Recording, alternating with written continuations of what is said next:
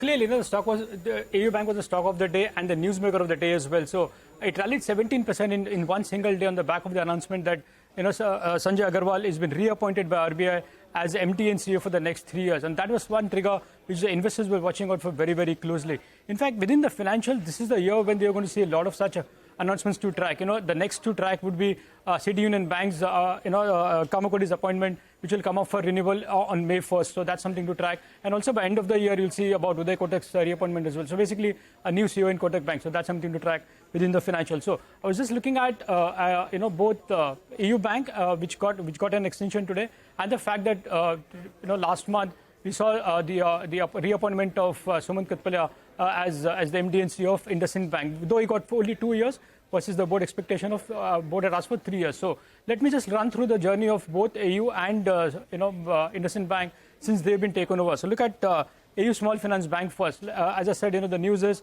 the current MD and CEO has been reappointed for 3 years, so that's good news. But if you look at the numbers, NPA in March 2020, when he was the MD and CEO, he's been a promoter since inception. So the NPA then was 1.7. During COVID times, it went all the way up to 4.1. Now it has fallen back to almost 1.8.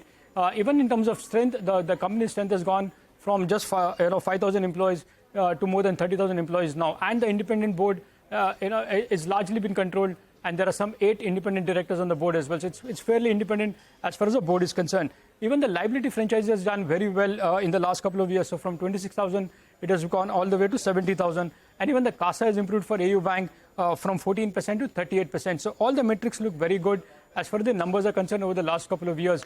Even if you look at the equity fundraising, they've done 2 fundraisings in the last couple of years, one in 2021 and one in 2022. And having said all this, the market cap of AU Small Finance Bank has been pretty much stagnant for the last 3 years. Since the last appointment to this one, the market cap has been pretty much in the range between 40 to 45,000. So not much has happened in terms of stock price in that period. Now look at IndusInd Bank. We saw the announcement of Sumant Katpalia getting reappointed for 2 years, and that's got confirmed last month. So even if you look at IndusInd Bank's key matrix, capital adequacy ratio has improved.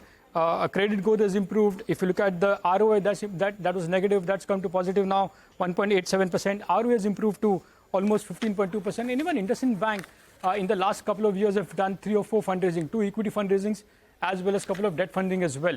Even if you look at IndusInd Bank's market cap journey in the last couple of years, it has rallied from almost 70,000 to all the way up to 83,000. So a bit of 15% rally we've seen in the last couple of years since Sumant has taken over. So it's been a quite good journey for both these banks on the back of the new appointments.